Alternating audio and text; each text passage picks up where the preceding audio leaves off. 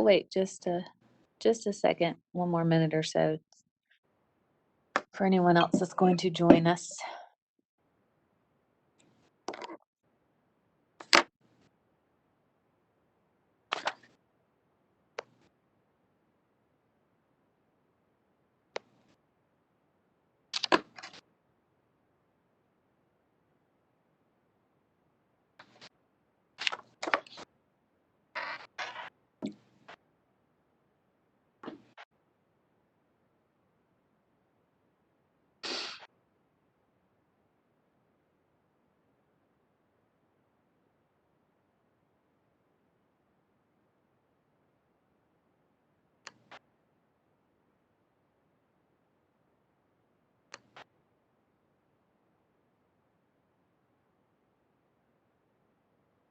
Okay, has everybody gotten a chance to join the Pear Deck? So you'll do joinpd.com and then you have that code. So I'll give you a few minutes to kind of go ahead and log in there.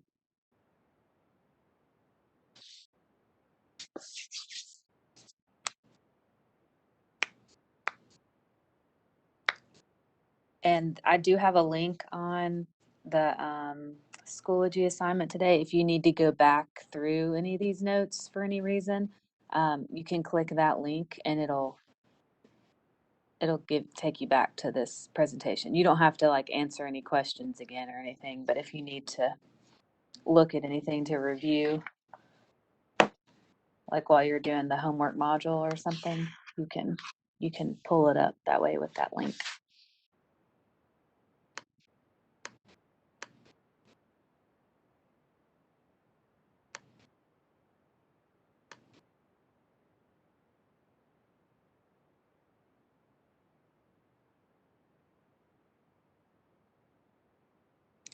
Looks like almost everybody's in there.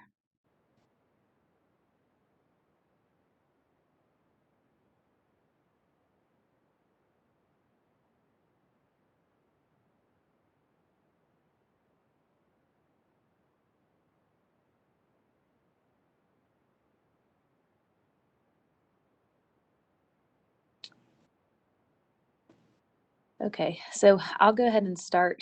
The code will be kind of up in the top of the, in the top of the slides. If you get kicked out for any reason or need to log in, I would have your slides kind of up, and then, don't worry about the WebEx right now. I'll keep presenting my screen, but just kind of follow along on your Pear Deck, okay? Because there's going to be some questions and stuff for you. And then there is when we get towards the end and we're practicing our problems, I'll let you kind of jump back to the WebEx because I'll write out, show you work on how to do some problems. But then there's still going to be an exit slip at the end of the Pear Deck. So don't log out of Pear Deck until we do the exit slip, okay?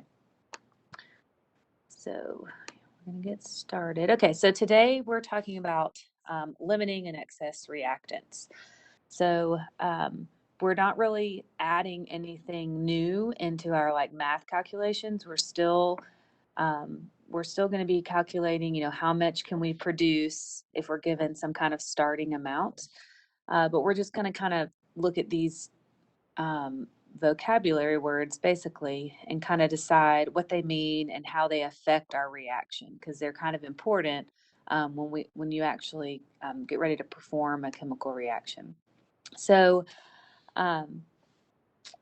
you have some questions, okay? So you just have like a free write basically. So I've given you some pictures. Okay, I need you to make me some s'mores. So you have 12 graham crackers, 10 pieces of chocolate, and 8 marshmallows. Okay, and so the first question I'm asking you, can you make me 10 s'mores?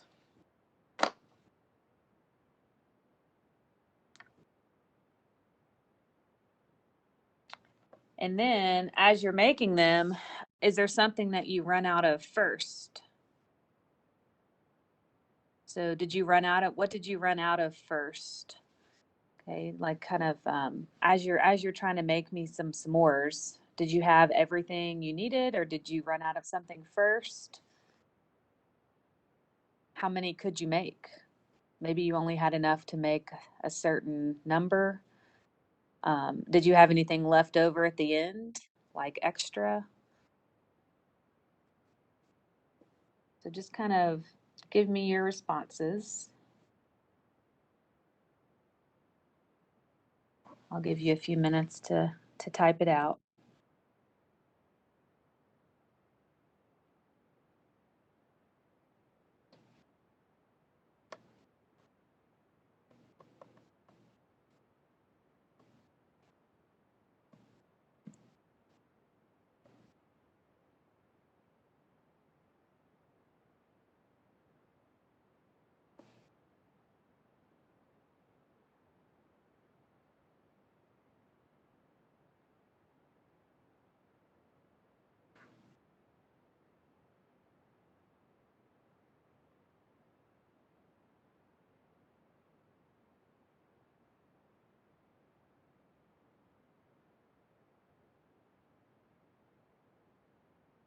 I don't know, I guess I should tell you, I don't know how many marshmallows you put on your s'more, but I guess in my scenario, I just have one marshmallow. I guess it doesn't really matter. As long as your question, you're kind of answering, you're paying attention to what are you running out of first when you're trying to make these s'mores. You're probably running out of something.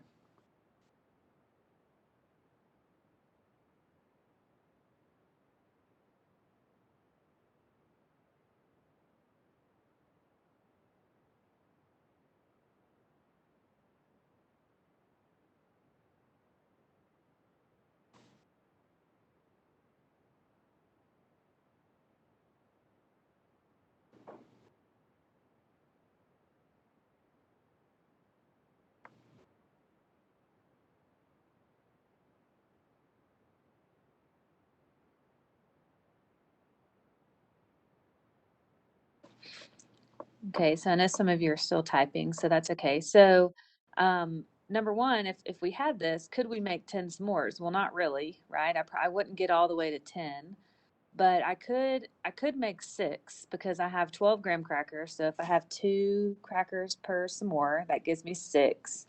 And then I can put, I have enough chocolate because I have 10 pieces. So I'll have four chocolate pieces left over. And then I have eight marshmallows. So I'll have two marshmallows left over.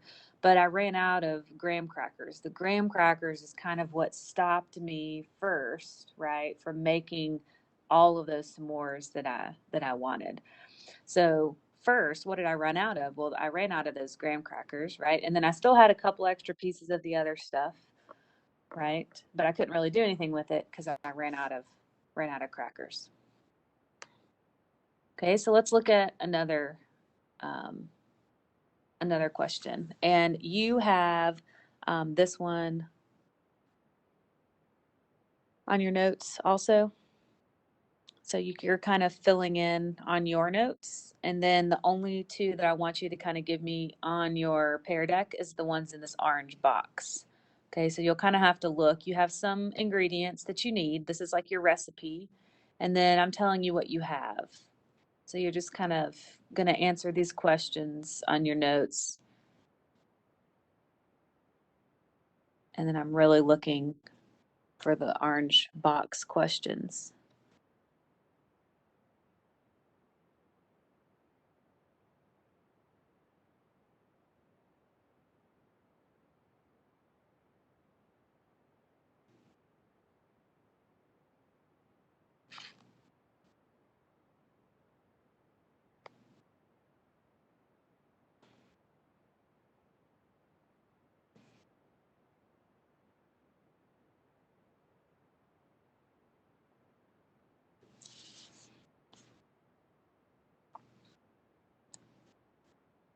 So which of those ingredients is keeping me from making all of my cookies that I want?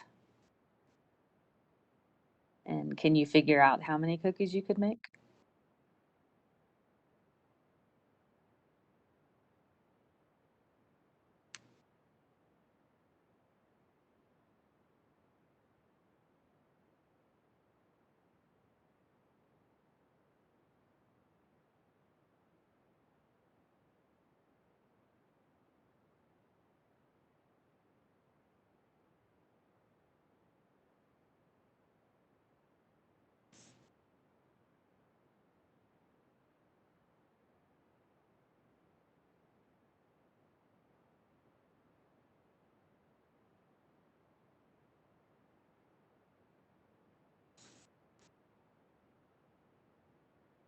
Okay, so I know some of you are still typing, so that's fine. So if I'm looking at my needed, right? So this is like telling me the list of things that I need to add into my bowl to make my cookies. So if I look at what I have, when I went to the pantry, I only had 1 1/8 cups of flour. I don't have um, all of my flour that I need. When I look at everything else, I have lots of extra, right? I even have plenty of other stuff. But the flour is really the one that's keeping me from making cookies. So can I figure out though how many cookies I can make? I can because I know the flour is basically going to decide, well, how much can I make? So if I look, I have half of the amount that I really need. So I could just cut all those other ingredients in half. And so I could make half of my cookies. I could make 30 cookies. Okay. So what this is trying to get you to see is that just like in a food recipe, when I have a chemical reaction, right, my reactants are my ingredients. If I don't have enough of one thing, that's going to limit how much product I can make. So just like your flour limited how many cookies you could make, or your graham crackers limited how many s'mores you could make, our reactants in our chemical reaction are going to do the same thing. So if we're short on something, it's going to affect our products. Okay, so now we're going to look at this model 3. We're going to look at a real reaction. Okay, so this is the reaction for water. So to start off, and you have this on your notes already, right? You have 4 molecules of oxygen, which is red, and 4 molecules of hydrogen gas, which is white. So one thing about hydrogen and oxygen, you notice they're 2 paired together. Those are called diatomic elements. So they don't like to be alone, right? They want that full outer shell so they can be happy elements. So they end up just bonding to themselves, to another one like them. And then that way they fill that shell, and then they're always paired up. Okay, so you kind of see them paired up here. Okay, so it's the same one that's on your paper, right? So what I want you to do is I want you to think about, we're making water, right? H2O. Don't worry so much about our coefficients in our equation. I just want you to focus on the product, which is water.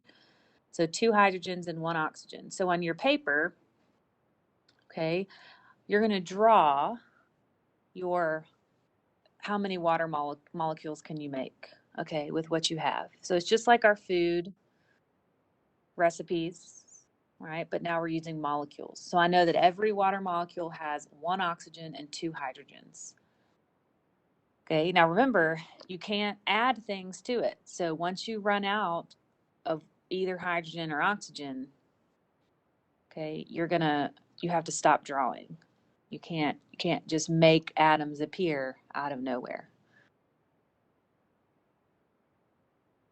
So I'll give you just a second to draw that. Okay, and then once you get that drawn in your pear deck, I want you to tell me how many water molecules did you make, and what did you have left over? Okay, so draw it on your paper first, and then you can answer your questions.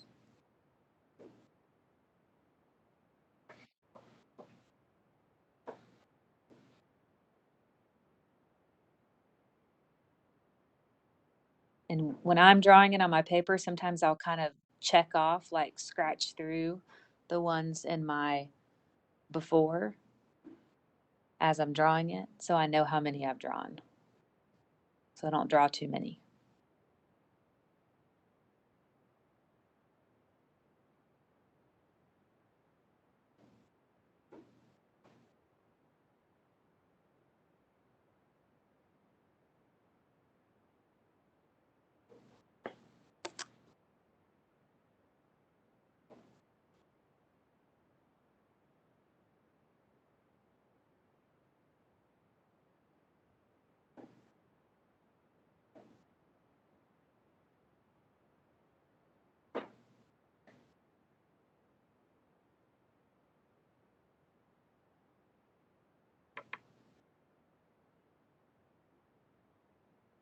So remember, once you get it drawn, go ahead and write in your response.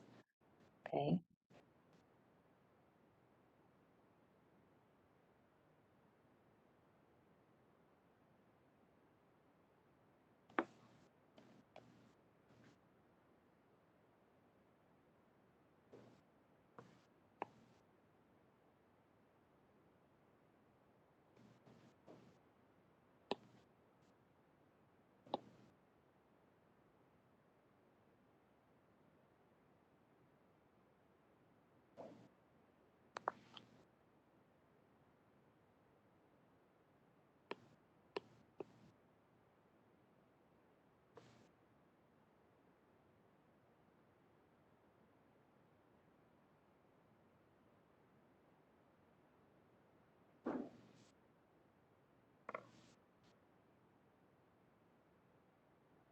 So if you look at your WebEx, if you kind of flip to your WebEx tab, I don't see many responses on this yet, so maybe we're struggling a little bit. So if you look at your WebEx, I'm presenting my screen so I can show you how I'm getting the answer that I got. Okay, so if I look here, I know this is a oxygen. Okay, and in my water molecules I have 2. So that is going to make 2 parts of my water. Okay, and I know in water I also have 2 hydrogens for each one. So there's a hydrogen, there's a hydrogen.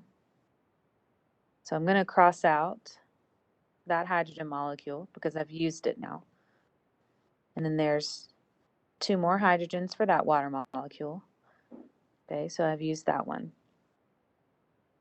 So now I still have more stuff over here, more reactant, so I can make more water.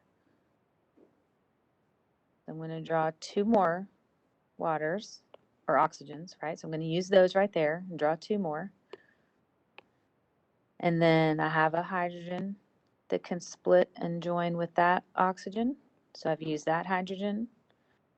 And then I have this that can use that hydrogen. Okay, so right now I've got 4 water molecules, 1, 2, 3, 4. And if I wanted to go back and try to draw another one, you can see I have some oxygens over here. I have 2 more molecules of oxygen, but I'm all out of hydrogen. So I can't make any more water molecules because there's no more hydrogen that can react. Okay, so does that help you answer your questions?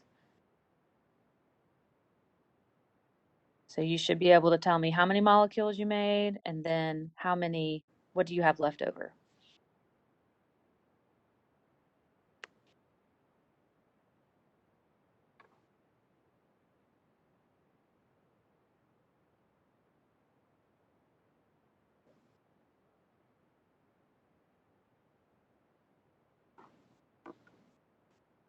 So I see 2 responses. So either you've disappeared, people have disappeared, or you just don't want to say anything.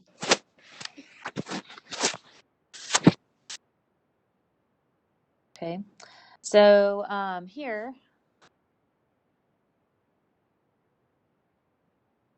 we can now fill in our definitions.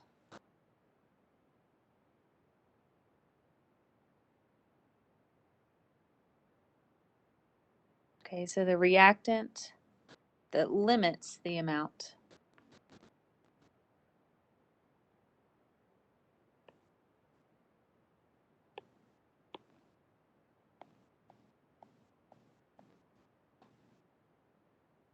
is our limiting reactant, the reactant that runs out first. Okay, so you're just kind of filling in those blanks.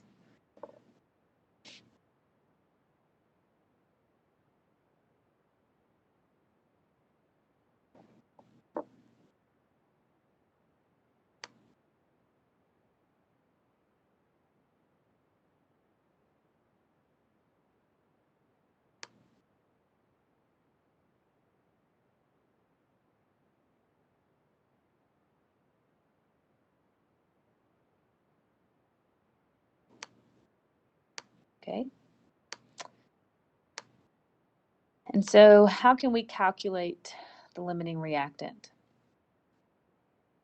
Okay, so we can do basically what we've been doing, right? We're just going to convert both of our reactants. So usually your problem's going to tell you how much you have of each thing, just like our recipes did. So it'll say you have, like for example, for our water, it could say you have 2 moles of oxygen and 3 moles of hydrogen. Okay, so we're just going to convert to the product that we're looking for using our stoichiometry, just like we've been doing with our mole ratio. Okay, so we're going to solve our problem just like normal.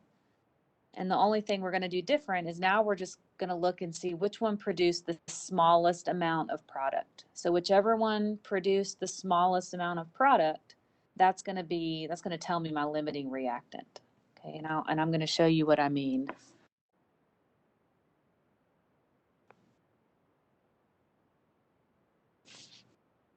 in a minute. Okay.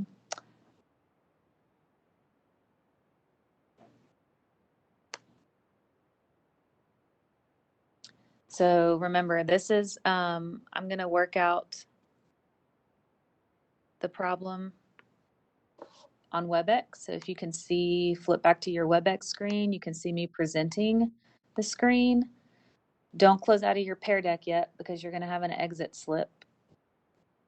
Okay.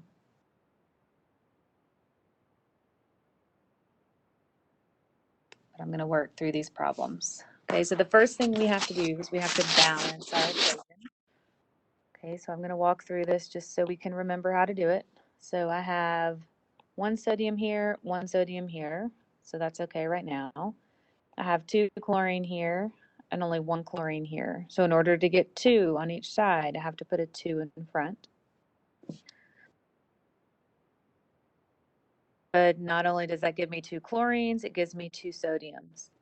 So I have to go back over here and put a 2 in front of this sodium so I can get them to equal each other. Okay, so now I'm ready for solving my problem. So it says I was given 2 moles of sodium and 2 moles of chlorine. Okay, and I'm trying to figure out how much sodium chloride can I produce. Okay, so we're going to set up our problem. We're going to do our mole ratio, our stoichiometry, just like we've been doing. The only thing, we're just going to do it 2 times because we're going to do it for each reactant. Okay, so I'm going to start with 2 moles of sodium. Okay, let's see how much sodium chloride I can produce. So if I'm starting with moles, remember the way we go from moles of unknown to, the moles of given to the moles of unknown is we use our mole ratio. Okay, so because I have moles of sodium on the top, I want moles of sodium on the bottom, and I'm looking for moles of sodium chloride. So I have 2 moles of sodium. That's going to go here. 2 moles of sodium chloride, so that's my mole ratio. So when I multiply and divide, I end up with, let's see, those cancel, 2 moles of sodium chloride. Okay, so that's telling me that if I have 2 moles of sodium in my reaction, I can make 2 moles of sodium chloride. Okay, so now we have to do it with chlorine because we need to see which one's going to make the smallest amount. So I have 2 moles of chlorine. So again, I'm just going to use my mole ratio. Moles of chlorine's on the top, moles of chlorine's on the bottom. I only have an invisible 1. And I still have my 2 moles of sodium chloride. So when I multiply and divide this, I end up with 4 moles of sodium chloride. Okay, so remember how when we figured out we didn't have enough flour to make all of our cookies, we only could make a few cookies, and so our flour was our limiting reactant? Here we're doing the same thing. Which one could only make a little bit of sodium chloride, right? This is my smallest amount. So that means that sodium is my limiting reactant. Okay, so my limiting reactant is sodium. And then the one that I'm going to have extra of is the chlorine. Any questions so far?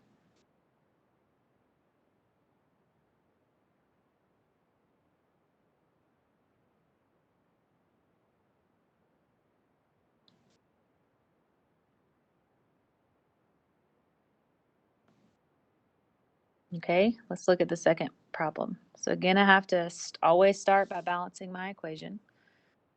So 1 copper, 2 chlorines, 1 chlorine. So I have to make it a 2. That gives me 2 lithium.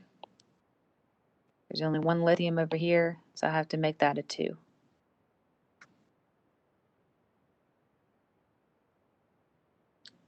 Everything's good.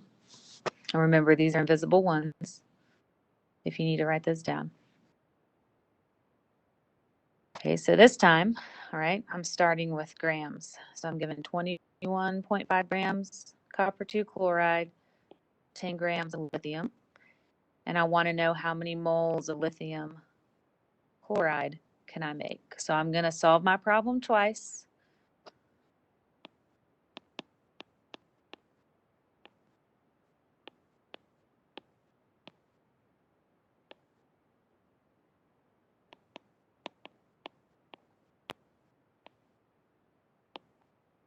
Okay, and I'm going to see which one can give me the smallest amount of moles. So I have grams. I'll draw this up here. So grams to moles of my given to moles of my unknown. Remember, to go from grams to moles, I'm always using my molar mass. And I get that from the periodic table. So copper, where can I write this? I'll write it right here. Copper is 63.54, and then chlorine is 35.45, but there's 2 of them. So when I add all that up,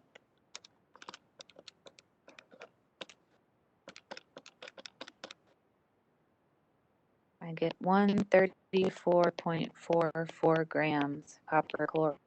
Notice I put my grams on the bottom because I have grams on the top.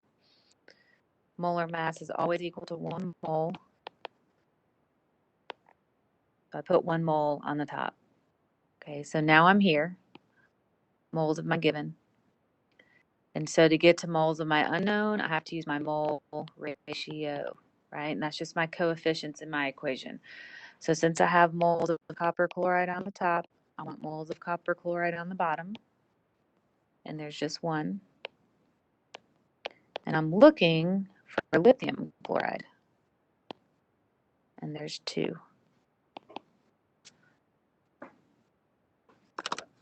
So multiply the top, divide by the bottom.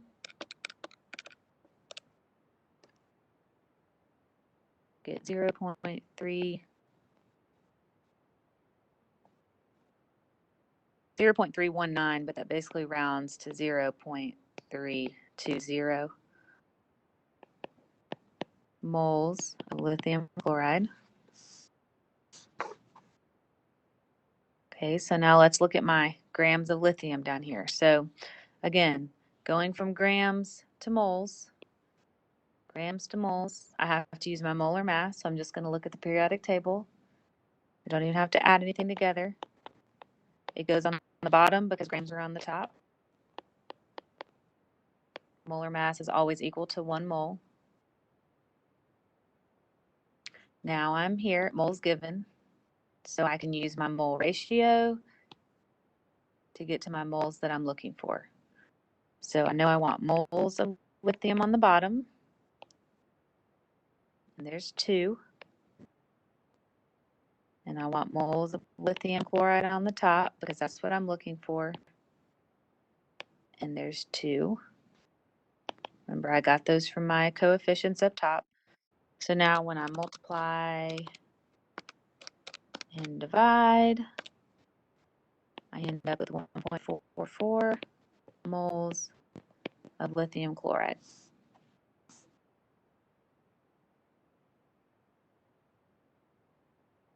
So now my limiting reactant, okay, remember that's going to be the one that can produce the smallest amount because I ran out of it. I can't make all this, I can't make 1.44 because I ran out of copper chloride a long time ago. As soon as I got to 0.320, all of my copper chloride was reacted. There wasn't anything left. Okay, so that's why you're always looking for the smallest amount. Okay, so this is how much I can make lithium chloride because it's the smallest amount. My limiting reactant is copper chloride. My excess reactant is lithium. Okay, so on Tuesday, I think, or Monday and Tuesday, we're going to talk about theoretical yield. Okay, that's saying like theoretically, how much can I make, right? So whichever is the smallest amount, that is your theoretical yield. So that would be like the answer to the problem. So I think on your homework module, you do have a question where it's like the first question is saying like, what's your limiting reactant? So like my first answer would be copper chloride. And then the next question, it says for this, the problem right before, what is your theoretical yield? That would be how much did you make with the copper chloride? Okay, remember I can't make this because it's extra. I have lots of extra lithium in my reaction. Okay. Any questions on that one? All right, so last thing, if you'll go back to your pair deck, you have an exit question. Okay, and it's kind of like we did at the beginning where you're kind of pairing up your molecules. So again, don't worry about the numbers in front. You're trying to make NO2. So for every one N, one nitrogen, it's going to pair up with two oxygens. So once you run out of something, right? Once you run out of something, you can't make any more molecules. So tell me how many you can make. Tell me your limiting reactant. And your how you should know, right, is because you ran out of it. Our limiting reactant is always what we run out of first. And then D, the excess, is whatever you have left over.